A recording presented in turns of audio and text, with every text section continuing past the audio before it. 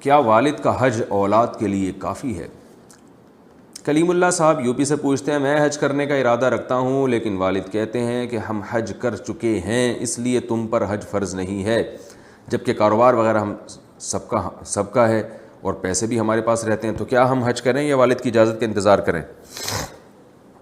دیکھیں، پہلی بات تو یہ ہے کہ والد صاحب کا حج اولاد کے لیے کافی نہیں ہے، حج ہر ایک پر الگ سے لازم ہوتا ہے۔ آپ پر حج جب لازم ہوگا جب آپ میں استطاعت بھی ہو۔ یہ جو آپ نے کہا کہ کاروبار تو ہمارا ہے، تو ہمارے کا مطلب کیا ہے؟ اگر والد صاحب کا بزنس تھا اور اسی بزنس میں آپ تعاون کر رہے ہیں اور اب سب مل جل کے بزنس کر رہے ہیں، تو اس سے یہ کاروبار آپ کا نہیں ہو جاتا، یاد رکھیے۔ فقہاء نے بیان کیا ہے کہ اولاد والد کے بزنس کو جتنی بھی ترقی دے گی تو وہ بزنس والد ہی کا رہے گا، اس کی ملکیت والد ہی کی رہے گی۔ تو یہ کاروبار آپ کا ہے کا مطلب اگر انویسٹمنٹ آپ نے اپنے پیسوں سے بھی کی ہے تو پھر تو آپ بھی شریک ہو گئے۔ اگر آپ کی انویسٹمنٹ اپنے ذاتی پیسوں سے نہیں ہے تو یہ ابا ہی کا کاروبار ہے، تو اس کاروبار کی وجہ سے آپ پہ حج فرض نہیں ہوگا۔ ہاں، آپ نے یہ کہا کہ پیسے بھی ہمارے پاس رہتے ہیں،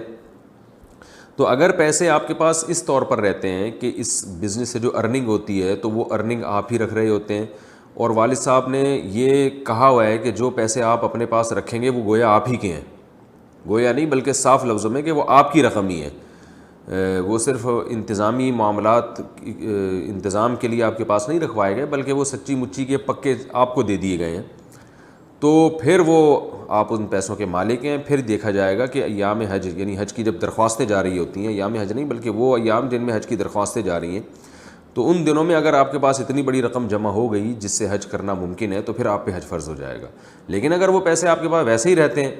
کیونکہ کاروبار میں آپ تعاون کر رہے ہیں والد کے پاس، تو والد صاحب نے کہا ہوا ہے کہ ٹھیک ہے بھائی، جو ارننگ آ رہی ہے رکھتے رہو، پھر ہم مشترکہ حساب کرتے رہیں گے، تو یہ پھر امانت ہے آپ کے پاس، اس سے آپ پر حج فرض نہیں ہوگا۔ اور جب آپ پہ حج فرض ہو جائے تو پھر اس میں والد صاحب کی اجازت ضروری نہیں ہے۔ ہاں، اگر جانے میں والد صاحب کو نقصان کا اندیشہ ہو، ان کو خدمت کی ضرورت ہے، بوڑھے ہو گئے ہیں، تو پھر ان کی اجازت ضروری ہے۔